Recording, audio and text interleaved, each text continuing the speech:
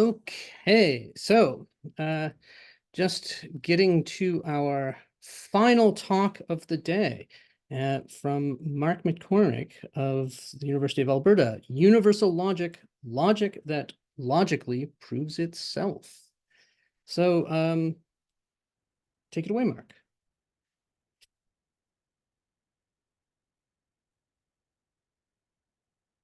You have your, oh, you're putting up your slides. Okay. All right, guys, let me start here from the beginning. Thank you so much for inviting me to this celebration of logic. This is one of the first times I've ever made a presentation like this, so I'm going to try and keep it to the 40 minutes. The presentations were excellent, so hopefully mine does some justice. I actually took the privilege of being last to sort of incorporate a few elements of the other talks into this one as we were going along. So some of my questions earlier were to help that along. But yes, my talk is a strange one.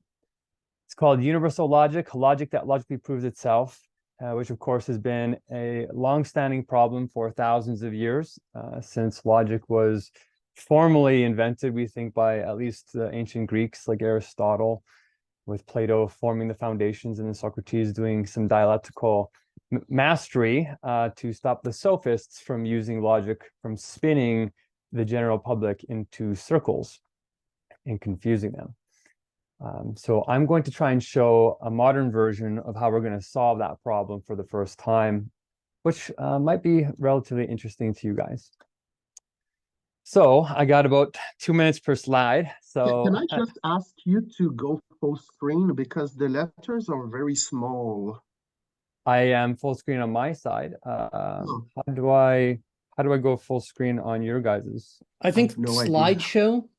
There's a slideshow button up there that might do the trick. I just went share screen. No, it's like on your docs.google page. Yeah. Up in the top right-hand corner. Google page, there's a slideshow button. Just top right-hand corner. Yeah, not all the way to the corner. It says meeting info chat. So see the update. It says chat, record, reaction. Oh, no, not in Zoom, in your browser. Yeah, in the browser. Oh, I have to go in the browser. How do I go to the browser, guys? Add tab. I'm going to stop sharing my screen. So, okay, so if I go share screen again, I have an option. Don't share the screen yet. No. Go. Yeah, before you share it. See up in the okay, I've never had this problem before. Slide button again. It says view in the top right-hand corner and then meeting chat. Okay. Of your docs.google.com page.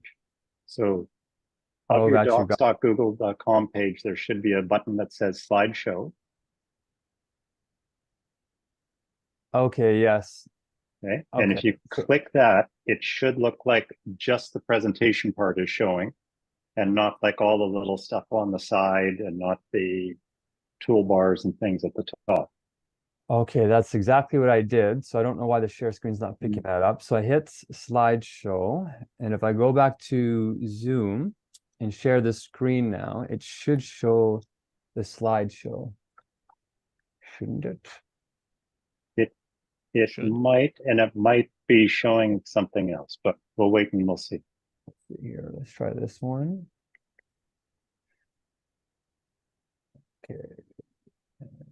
Again, sorry for the trouble. It's just I couldn't read it. No, I'm glad. I kind of want you guys to read it. Did that fix it? Sadly, no. No? Okay, let me try a different share option. Let's try something different. It could be Linux too, is this Linux version of Zoom might cause problems. Okay.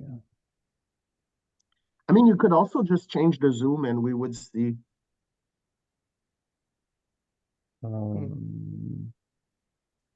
Just on the, yeah. Here I think I got maybe this option here. Hello? Oh, now I think Gillman now we can see everything. Okay, when he this comes is back, great. I'm sure he will. Oh boy. Okay, yeah, it looks great now. I guess we're good to go. All right, if you guys can see the presentation, yes, we're going to try and show in the next 40 minutes. Excellent. Okay, we're going to try and show how logic logically proves itself for the first time in a few thousand years. And I'm going to be deriving this mostly off of the philosopher Hegel, who lived about 250 years ago. And he starts with the science of logic as his kernel on how to get into this universal kind of logic, which he gives Aristotle actually the credit of first defining into determinate form with syllogisms and stuff like this.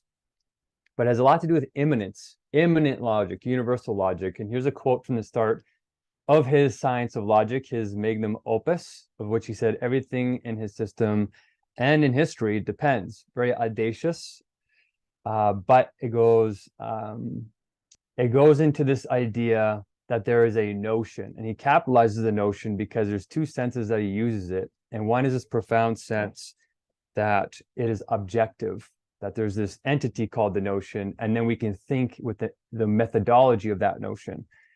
And it kind of works a lot by this dialectic. And everybody's heard a lot about, dialectic this, dialectic that. What is really dialectic? There's tons of versions of it. It's been around for thousands of years. There's Buddhist dialectics.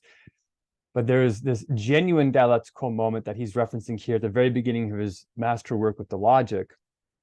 And he says that how ordinary people use dialectic is different from how he's going to use it. And it's very difficult for ordinary consciousness to use it. Even for like Plato and the great philosophers of history, they also didn't quite grasp this. Aristotle was the first to almost grasp it completely, but it's the difference between an external dialectic and true dialectic.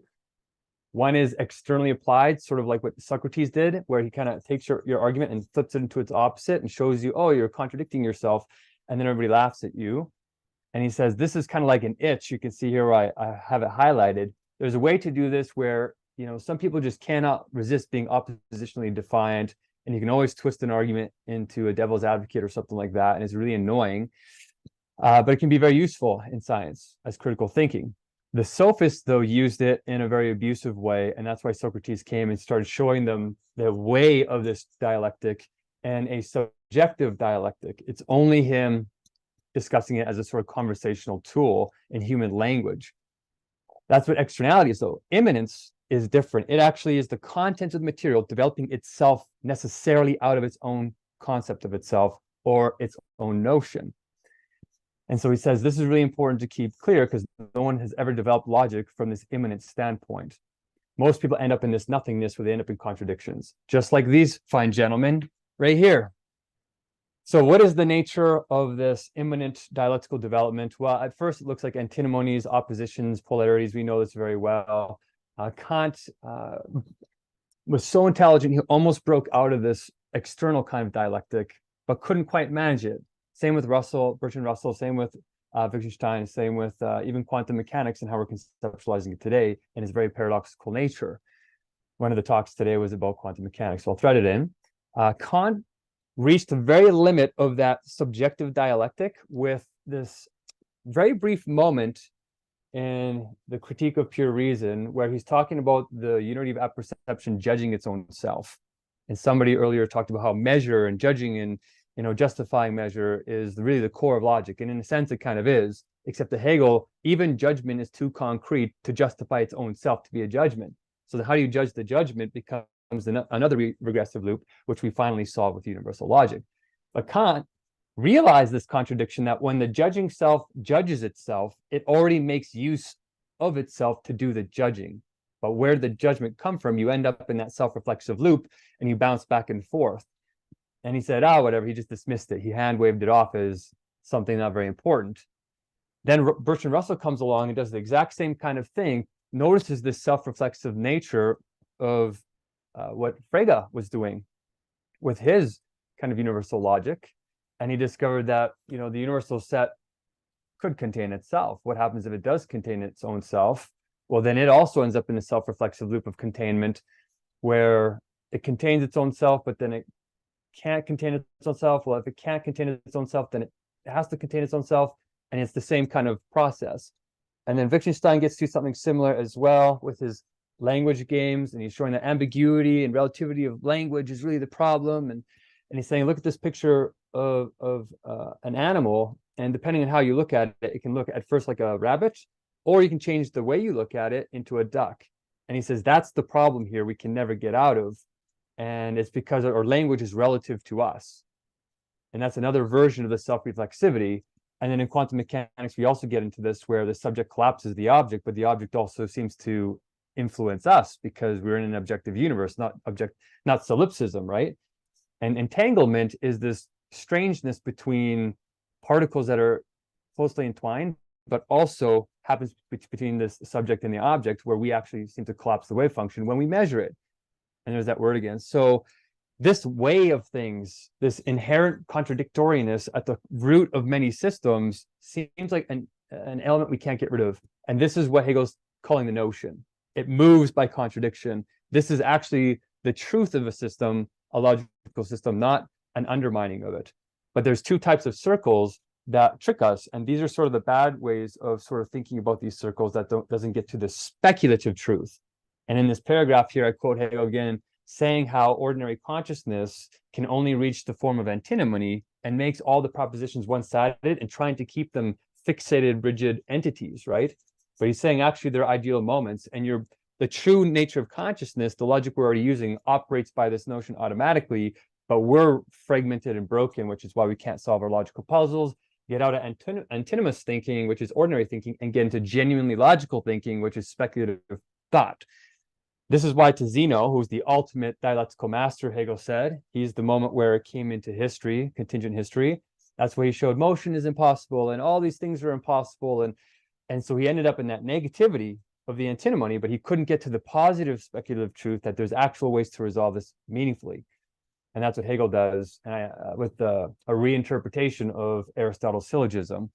So we're moving from the bad tautological kind of circles, contradictory circles, which he calls bad infinites, to these genuine infinite circles that self-ground themselves. Their antecedent becomes the consequent becomes their antecedent. So everything moves in these circles, but these are determinate circles. They're not abstract identities where you're just repeating the new thing without it being informative. It has to do something new. Something emergent happens when you have a syllogism, but not in the dead form of what we have in universities today. What we teach today is the antinomy kind, the external consideration, not the syllogism developing immanently from itself, and then having our consciousness live through that lens and applying it as a recognition process in all material objects, as the way of the objects, not necessarily as an object itself, except in our mind's eye. So the proper way that these notions of truth, these categories move into each other and connect to each other through necessity, which is what logic is through these three types of main syllogisms. And then Hegel shows that the order is really important. The syllogisms themselves have to develop themselves logically. And he does that by developing being and a whole bunch of categories first. But here you're seeing the result that first you start off with syllogisms of existence, and then it goes to the second figure, third, fourth, and then it goes to the second A, B, C. They have to go that way because the syllogisms are becoming more concrete. They're moving from simple types into higher and higher levels of concretion and higher types that sublate them or integrate them as belonging together in unities of doubles instead of one-sidednesses. So they're clear and distinct, but they also belong together at the same time, forming new entities in spontaneous couplings. So this is what comprehension was really supposed to be about. That's why Aristotle held it so high. It's beyond correctness, and it embraces this concept of opposites in the proper circles. So now we can ask, okay, the talk is about, okay, well, logic itself then. Mark, you're using this word logical. Where are you even getting logic from? Derive logic then. What is logic? A circle? Is it a bad infinite circle, or is it a genuine infinite circle? Well, if you have to prove it, a proof has a starting point. And right there, you're already in a contradiction. It's a paradox because, well, how do you justify the start? Where did that come from? And then when you try to explain where that came from, you end up in an infinite regress of trying to explain the beginning of the beginning of the beginning of the beginning, which is what all these other guys ended up doing, Zeno included. And we're showing that actually the syllogism is the universal logic's way of determining all true notions and correct and comprehensive ways of thinking about anything, such that we've solved the demarcation problem of science, which has also been outstanding.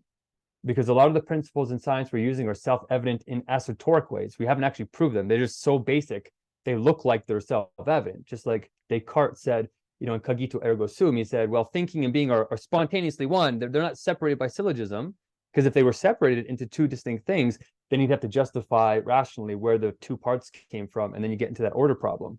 So he just tried to cheat the problem and just said, no, they're one. They're immediately one because of experience, and existence doesn't have a positive being, so it's still one thing. But that's not how you solve the demarcation problem. You actually solve it in the next slide with something called pure being, which also solves the symbol grounding problem. Where do we get our symbols from, not just our logical meanings from? And it all starts, according to Hegel in the science of logic, it starts with this concept of immediate indeterminacy, or what he says colloquially we call pure being.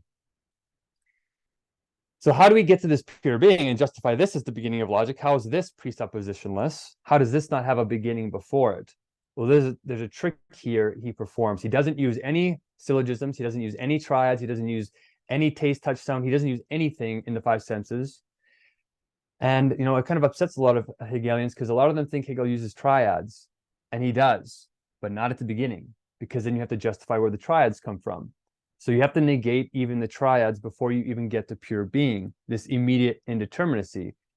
And you're saying, well, okay, you're here, you're saying that's esoteric, you're just asserting that it's true, but you haven't proven it. That's true. Most science, though, in the demarcation problem just says, okay, at this point, it's self-evidently self-evident. It's just obvious. Okay, immediate indeterminacy, there's nothing else here. Okay, maybe this is the beginning, and then you just go from there. But that's not what we're going to do here. We're actually going to prove that pure being is not only immediate indeterminacy, but as I was watching all the talks, I took your main principles and showed that pure being satisfies all of them, and even the contradictions within them. So it is interpretable, even though it's indeterminate. It's valid. It's not only valid, but it's sound. It's fully determinate. It's well-defined, even though it's indeterminate. It's clear. It's correct. It's true. It's informative. It's the most abstract universal, Hegel calls it. In terms of STT, it's the simple type 0, the most basic type. It's absolutely invariant. It never actually changes. And it's what Aristotle was causing oisa, the beginning form of substance, because there's three different ways he uses it. But the most important thing, even for the Kripke stuff we were talking about, is that this really sets what's called the categorical context. It's the universal context of all other universals that ground logic on itself in any kind of logical system, whether it's a negation of the system, a contingent system, anything. It's the context that matters, because you sort of have to grasp the whole before you grasp the parts in a weird way. Whole and parts is another antinomy that we have to transcend and sublate. And this is exactly what Aristotle says. He says, this is why, you know, I'm obsessed with, you know, first principles and first causes, because genuine reasoning and logic is a sort of principled thinking that moves in a necessity that sort of is consistent with itself. And he says, this is what wisdom is. And as we all know, we're philosophers here also of logic, which means we're looking for what wisdom is in logic. What does it bring? So somebody in their talk mentioned the ought. Well, we ought to prove this, but how do you prove, deontic claims or normative claims when logic seems to be about these abstract entities, these universals a priori, or maybe intuitionistic logic, which we still don't fully understand other than from contiguity and just like repetition and habit. But let's do the ought here. Hegel says the ought is a dialectical stage that comes after finitude. When finitude completes itself, it starts repeating itself in the bad infinite. But we're going to start with a different, more simplified 10-second proof of pure being. And it's very simple. It has 5 steps to it. Operation 1, we're sort of going to follow what Descartes tried to do. Descartes was in the right direction. You can't start with anything affirmative. To get to the absolutely first presuppositionless truth, you have to negate everything. But he didn't negate the cogito. So he thought he negated everything in operation 1. But it wasn't true. He had the cogito left. So in operation 2, what he didn't do, we're going to do. We're going to negate even the thinking self, even in its a priori sense, or apperception with Kant, or whatever you want to call it, Dasein, or whatever it is. And then once you negate that, then what are you left with? And most people don't get past this part either, because ordinary consciousness is terrible at knowing its implicit assumptions. right? That's what we're trying to get rid of in true logic, are these cognitive biases and these categories that we're smuggling in. So we're not going to do that. We're going to cancel even further and say, well, most people say you end up with pure nothingness in operation 3. That's not true, because to have a pure nothingness, you have to have an implicit somethingness to know the concept of a nothingness at all. And some people have issue with that, but let me say, okay, well then, let's do operation 4 and assume there is a pure something there in the back of our heads and we need to actually negate it for real. Okay, let's negate the implicit determinations too, so we can't even have pure nothingness. What do we have? Well, okay, you have less than nothingness, but now you have canceling itself. Okay, now what we can do is we can say operation 5, let's cancel the canceling itself. And what you end up with is this sort of spontaneous result from D and E, which results in a something that is less than nothing that has to be an indeterminacy. You can't say what it is. It is a formless form that is an affirmative. It's not just an absence, because there's nothing there to be absence of. We've canceled all things in order for there to be an absence at all. So this is what we would call a presupposition, which cancels all presuppositions. This is the true absolute negation, which Descartes couldn't even reach. And when you negate everything, it is a presupposition, but it's a presupposition that cancels all presuppositions, including its own self.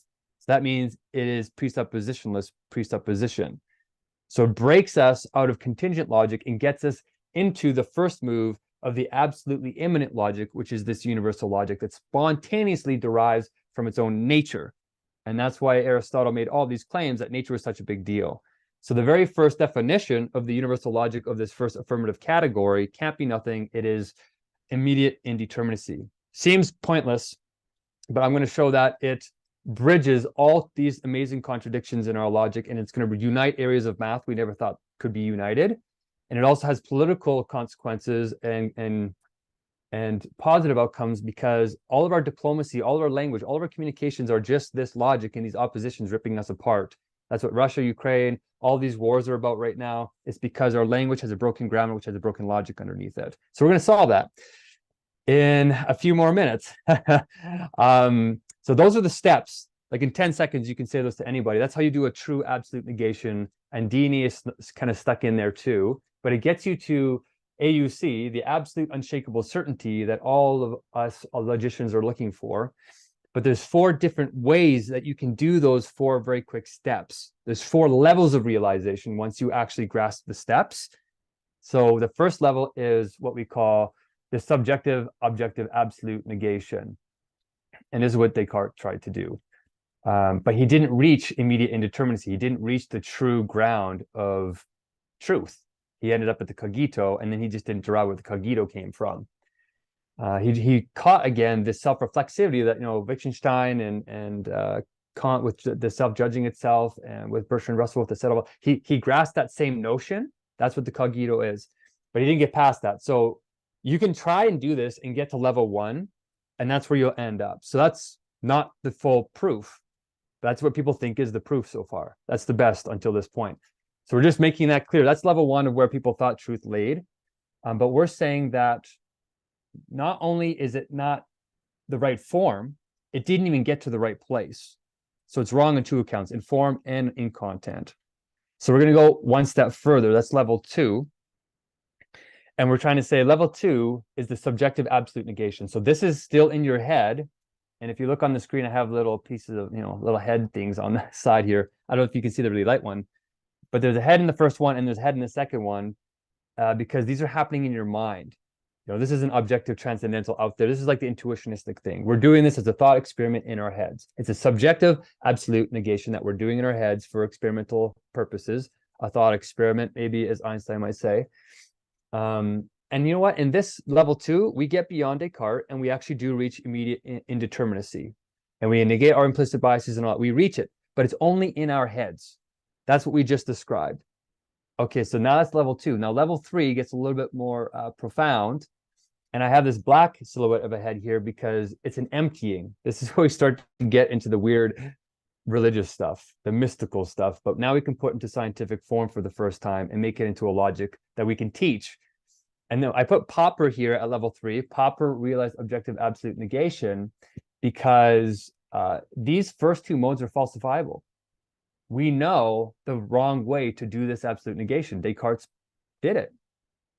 And what happens is once you reach the immediate indeterminacy in the way that is the true absolute objective negation, it becomes self-evident as true objective self-evidence because it can't be any other way. It is true in all possible cases, which is why it turns into logic, not just contingent negation anymore. It's not just in our heads. We realize that what we're doing with this absolute negation is we can negate even the thought, the person thinking the thoughts, we can negate that person too, and realize, oh, when I really negate the cogito, I am negating myself. This logic is developing immanently from itself.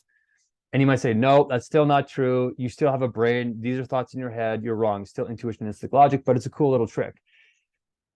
And what's interesting is once you realize the objective nature of pure being for the first time, you realize that it's actually Aristotle's four causes, its substance, it's a weed set, it develops itself as its own material because the material is indeterminacy. It develops itself as its own form, the formless form that turns itself into determinate form.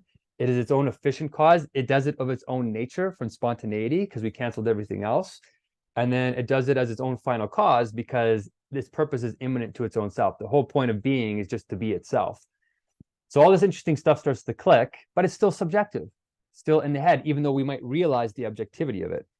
Now, the final level is where we get into where these mystics and these interesting guys in quantum consciousness, and they're saying, well, actually, you can perform this absolute objective negation in your thinking for real and have an ontic negation there with the epistemic one. So you can actually cancel yourself from this world and disconnect with your own thoughts. And you might die or whatever happens after that, we're not quite sure.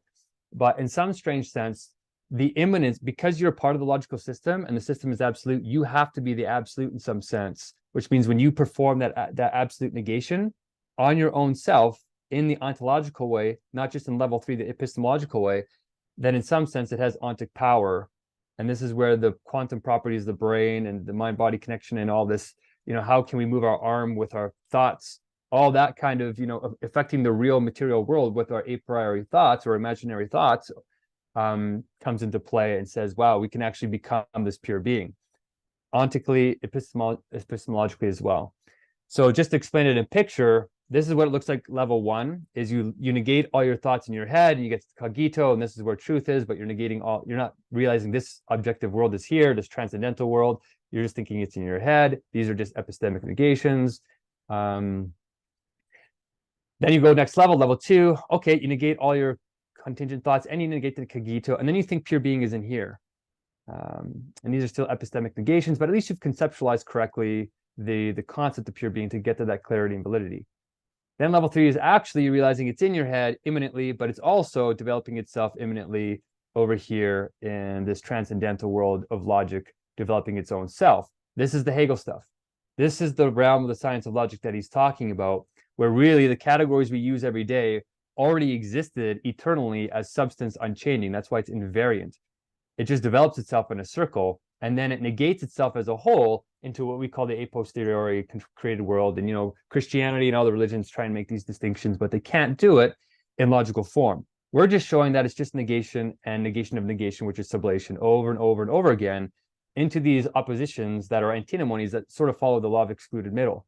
And there's a contingent version of this which comes into play, so you can smear that a little bit, but in terms of the universality of it, in terms of the universals, it has to be clear cut like that.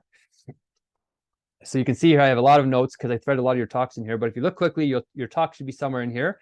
Aristotle, when pure being develops itself, this is an induction, this is an inference, and it's a deduction at the same time. It's coming out of itself from this kind of springing nature that Aristotle called the energia. The fulfillment of a notion is what it's doing when it's in its proper concept, when it's living its telos. So pure being's telos is just to be sheer immediate indeterminacy, but in trying to be itself, it actualizes the movement of the notion, which is that contradiction, and it automatically turns itself into its opposite, which is the null set.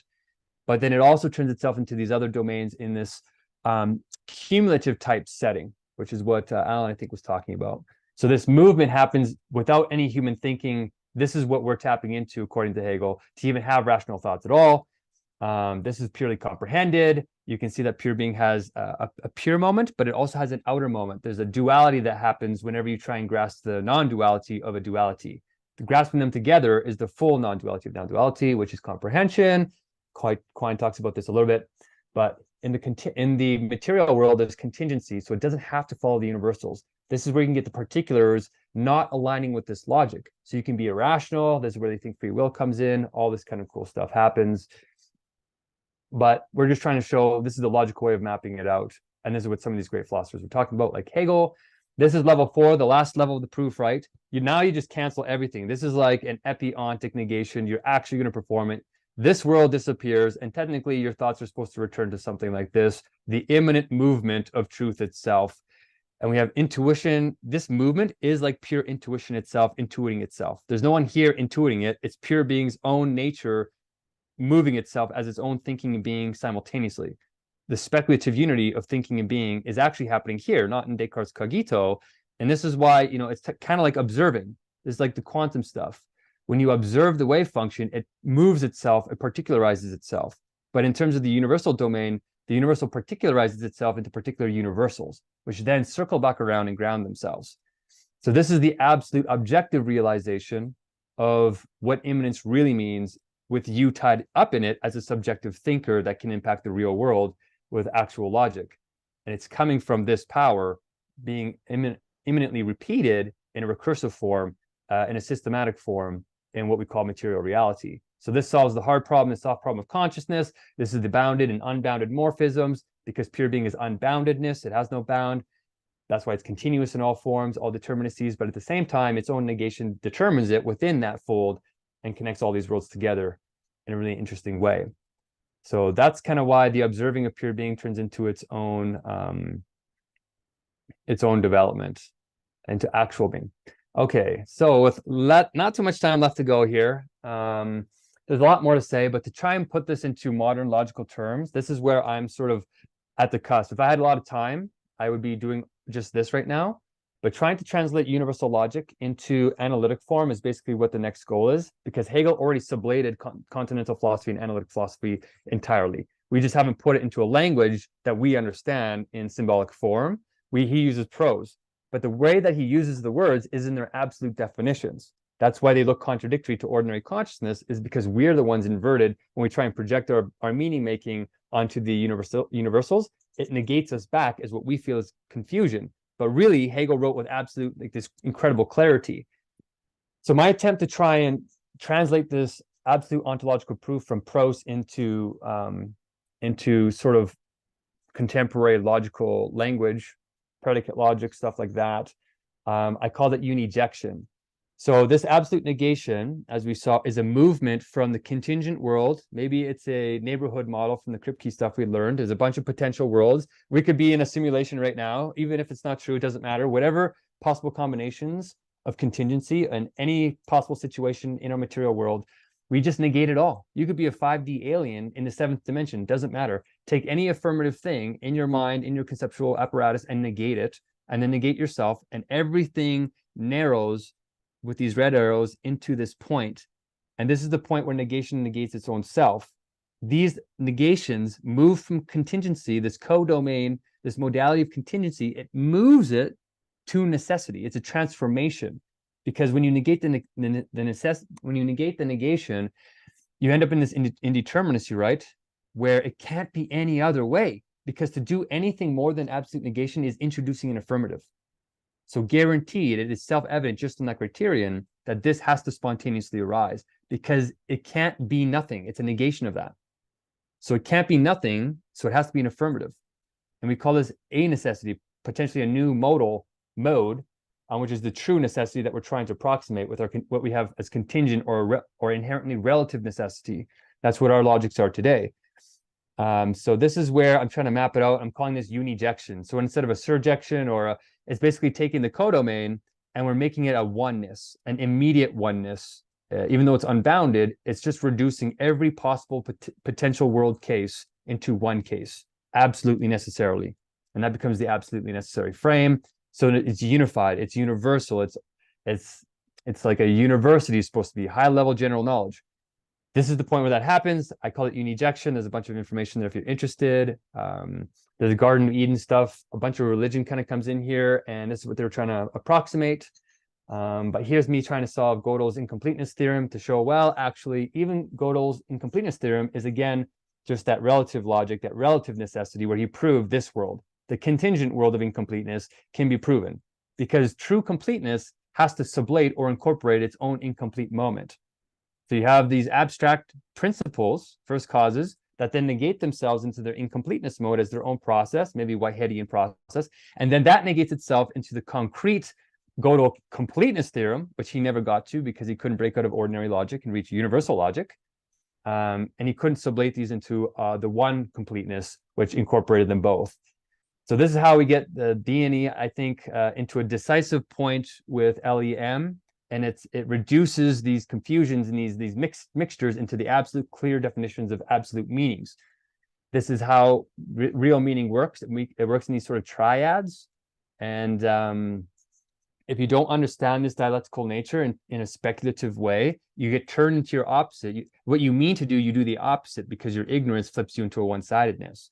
So here's an example from Hinduism. We look for non-dualism, and we say, okay, I'm non-dual only, I'm pure non-dual. Well, at first it's an abstract notion in opposition to dualistic logic. That starts to define it. But real non-dual logic has to transcend that, because in its beingness, it is in duality with duality. So you have to negate that implicit duality to reach non-duality. This is the concrete true, which incorporates the opposite within itself. But then you notice there's another meta-reflexive duality in the duality, that now this true duality is in duality with this other duality, this collective duality. So now this is in duality. But actually, when you grasp speculative logic, you realize that even this duality is a repeating of this duality, and it's actually just one thing repeating itself. So this is how the notion really works. This is how Kant should have framed the judgment of the self to itself. This is how Wittgenstein got out of the relative language games and into the one and true objective language game. And we can get out of these fleeing properties. All these logics we have are technically freeing properties. And we're reducing those to the objective property, which we've proven for the first time. The critical point here is where we enter the universal logic of absolute certainty. So I hope that makes sense from the Kripke stuff. This is sort of the end of my talk. As a summary of all the other talks, there's a lot here. But basically, I reformulated the a priori world as supersensuousness, that Hegel calls it. And then we have our sensuous world, which is a repeating of it in sort of contingent form. It can or cannot align with this universal logic. This is perfect necessity, perfect reason in itself, the origin of original truth. This little star here shows that all of our sensuous determinations are really just this logic in different wordage. So the first determination that is immanent to the contingent world that starts to structure it is space. Space comes first, but its pure logical determination is pure being.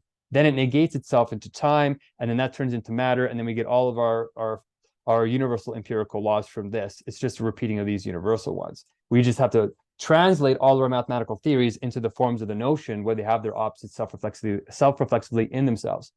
This immanent development is what we call truthness. When you're external to it, we call this correctness.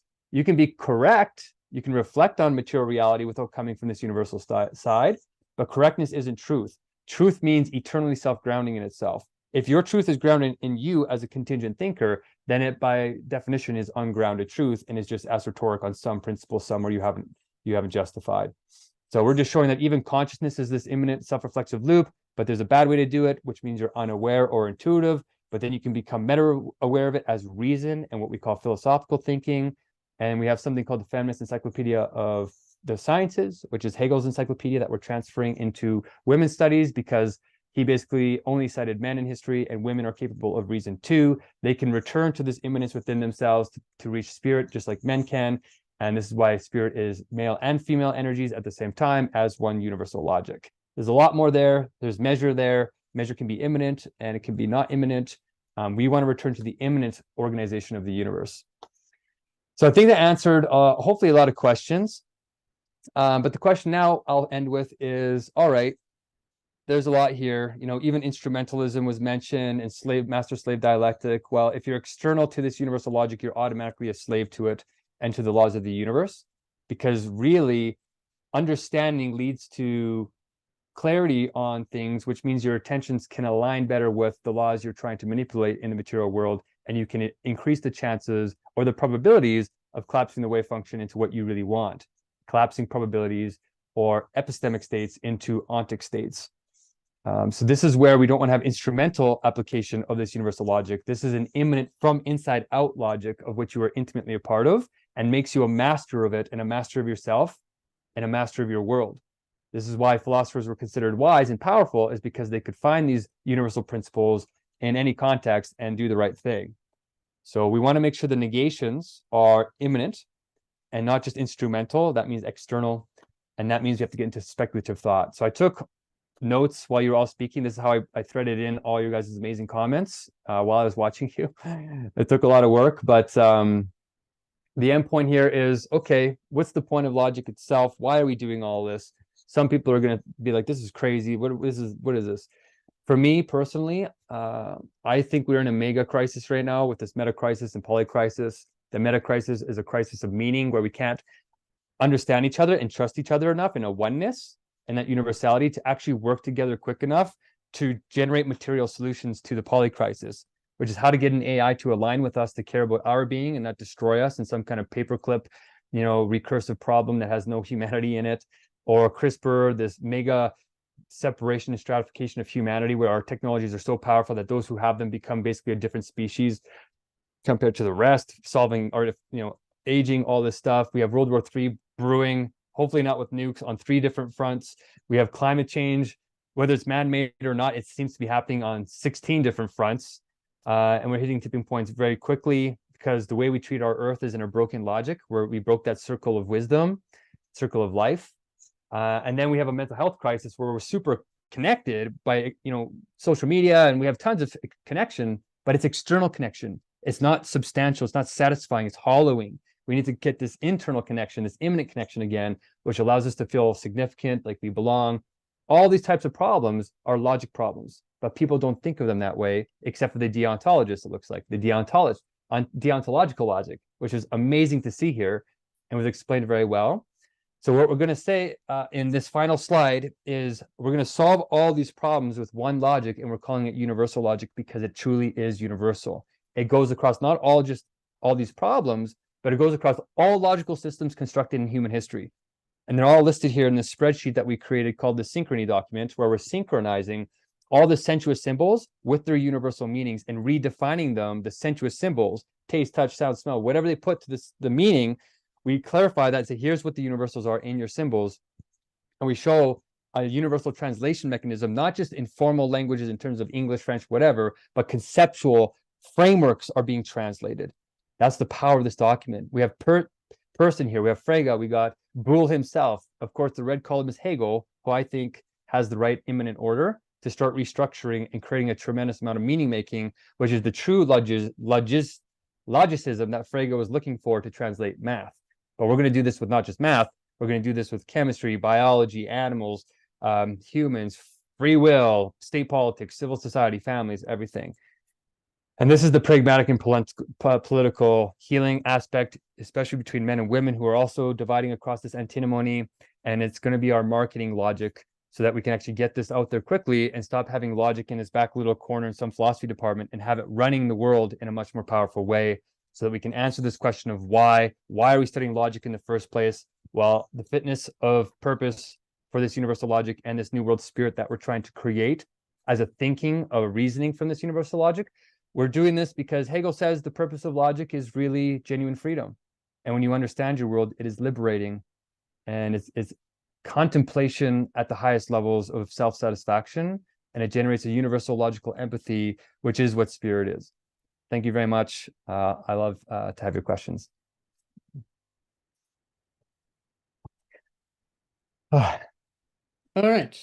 So questions.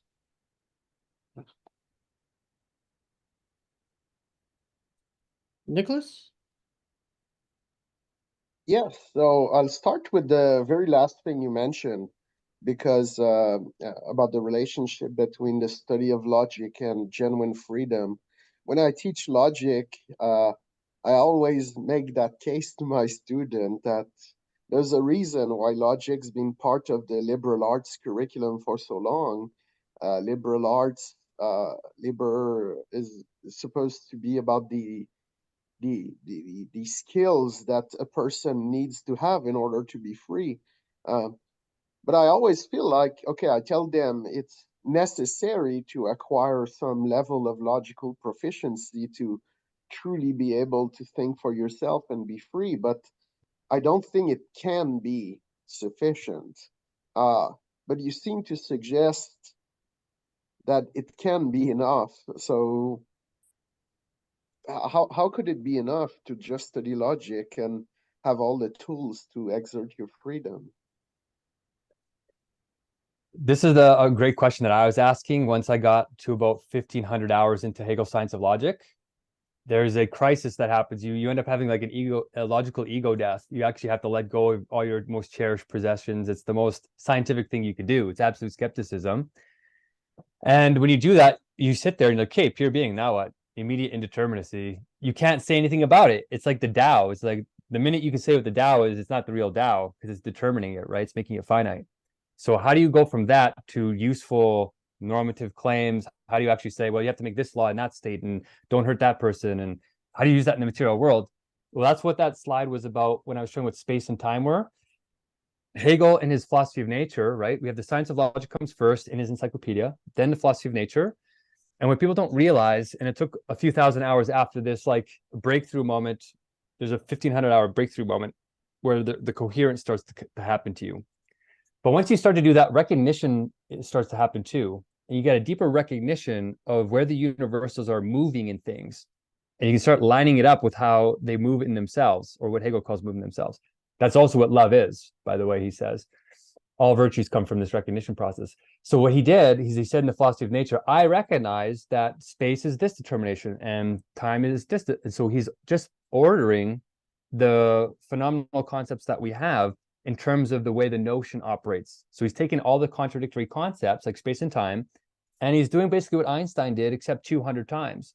Einstein said, oh, two opposite things are actually one thing, and then rederived all the mathematics in terms of that conceptualization, and then we had curved space-time. He did it again with energy and matter, right? That was also opposites, brought them into an equivalence, and that blew our minds too. Hegel did that 70 years before Einstein. He just didn't put it into determinate form, but he took all the universals and he put them, and he solved all the contradictions that are inherent, for example, in physics between general relativity and quantum field theory. That's just a contradiction on gravity, which he solved between quantity and quality. So if you know how to recognize the universals, it changes the entire context of the mathematics or whatever symbols we're using. And then it has these profound epiphanies start happening. So that's going to happen in politics too, because the way we perform diplomacy is also logically based, right? For example, right now, the war between China and Taiwan is probably between China and the United States over the ideological categories of capitalism and communism. Those are a contradiction that hasn't been sublated or resolved truly since the Cold War. So the negations between them are going to force them to try and separate and nullify or transcend and sublate into a new emergent quality. Can I ask a sort of follow-up? Sure.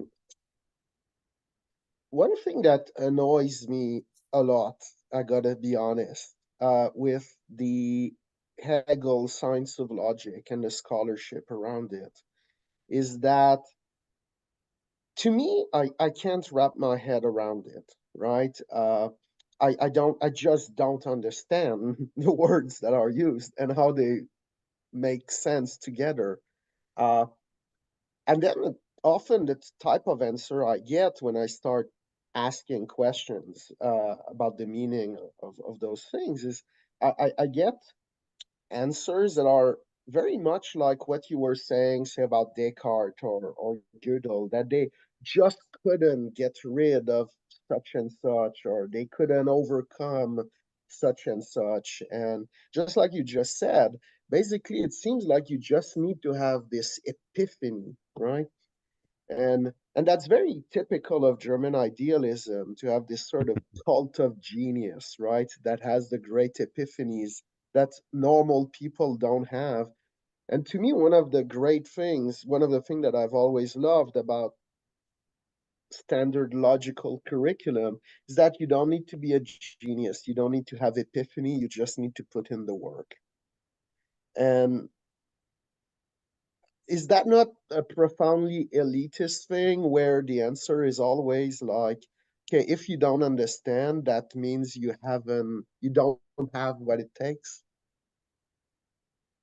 That's half true and half true. So what I It mean, has to be half true, half false, right? it's half true, half false, because I think real, genuine philosophy stopped with Hegel 250 years ago, and what we've had is postmodernism as the negation of the whole thing. Like you had Hegel, and then all of a sudden you just had the analytic philosophers start up with postmodernism to deconstruct. But now we're in this crisis where we need an affirmative, or else we're going to destroy ourselves materially and mentally. So we're being forced to try and look for what did we miss here. And I think the first cause of the mess we're in was that we didn't understand what these guys did, because the humility of Hegel is that he's not just himself. Hegel rose to the summit because he actually studied all the major philosophers before him in the history of philosophy, from Parmenides straight up till Schelling. And he sublated them all. He didn't just interpret them and paraphrase them like Bertrand Russell did in the history of Western philosophy. He just summarized them. He actually comprehended the principles, the logic in them, and sublated the universal principles in them that transcended time. So he distilled the timeless truths of them, which is what philosophy is supposed to be about, and then connected them together over contingent space-time. So he took the sensuous eternal time, the present, the timeless time, and he connected it through the contingent events of human history. And this was a very difficult thing to do, because you have to surrender to somebody and actually take them seriously, not placate them, actually find that principle, meet them on their ground, so that immanence happens. The real truth, the limit of the system, will come out on its own if you just bring it to its logical conclusions, right? And then you go to the next system. And so these philosophers have been transcending themselves in a sort of elitism, but it's also because they did the work. Ordinary consciousness starts off very sensuous, but it's very pure. So a child actually could probably learn the universal logic faster in its speculative nature, which is very hard for ordinary consciousness to grasp, because we want to think in this and that or in this, but the simultaneousness of the opposites is the hard thing to grasp. That's the genius moment that requires no genius. You actually have to do less to get there, because all you're doing is context setting. And a baby has that context as pure being. It's not quite blank slate, but it's enough to, if we put the right negations in there, they would learn a different culture than we have now, where we're just like so abstracted we can't even get out of ordinary thought. So yes, it's going to take some work. It is the top of the summit, and that's why we're saying that this is worth, I think, all the logicians in the world. It's worth taking this seriously and very quickly, because if we don't start thinking this way, these material crises are going to make it so we might not be able to continue in the way that we are now, and that also it's achievable.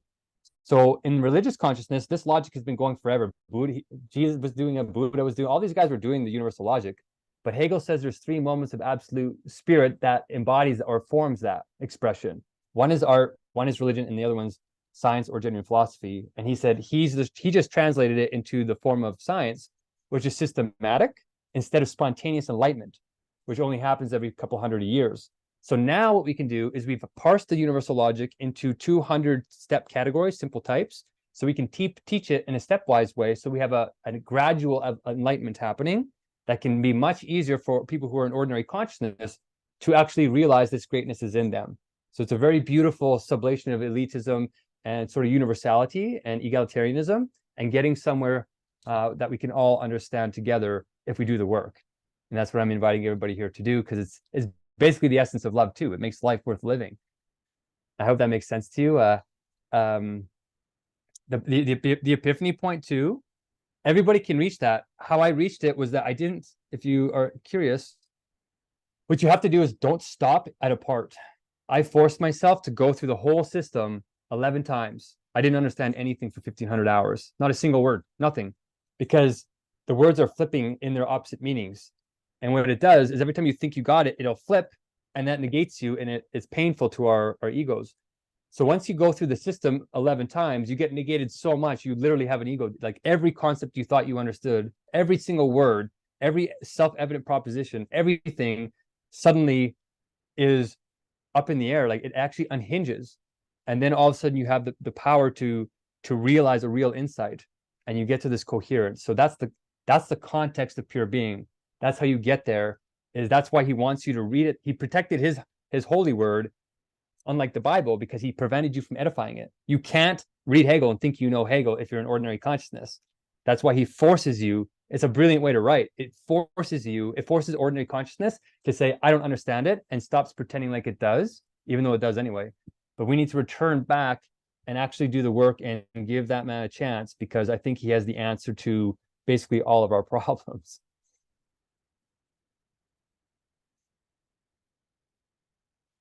I don't know. I hope that answered your question. Is anybody else interested or any questions? Also, I'm sorry for blabbing so fast. I lost like 10 minutes in the beginning from the whole, and I just came off of a 21-day hunger strike yesterday. So I'm still recovering, because I'm trying to get this universal logic out in terms of deontic, like in terms of political realities too, and into universities worldwide. So sorry if I mumbled a little bit. All right. Are there any remaining questions? No, okay. Well, thank you very much, Mark. Yeah, and this brings us to the close of World Logic Day 2024. And yeah, we'll see you Can I in a year's jump time. in so that we can all thank you for organizing that this year again? We all need to thank Gillman. Well, it's getting slightly easier every year now that it's sort of, I've got the all of the infrastructure set up. So yeah. So we'll then calibrate our thanks. They were greater last year, greater the year before. They'll be slightly less next year. Exactly, right? Eventually it's just going to become by route, and it's just like, eventually it'll be like, Gillman, you've dropped the ball this time. Even if it goes off without a hitch. Anyway. Great. All right. Perfect. Thank you, everyone.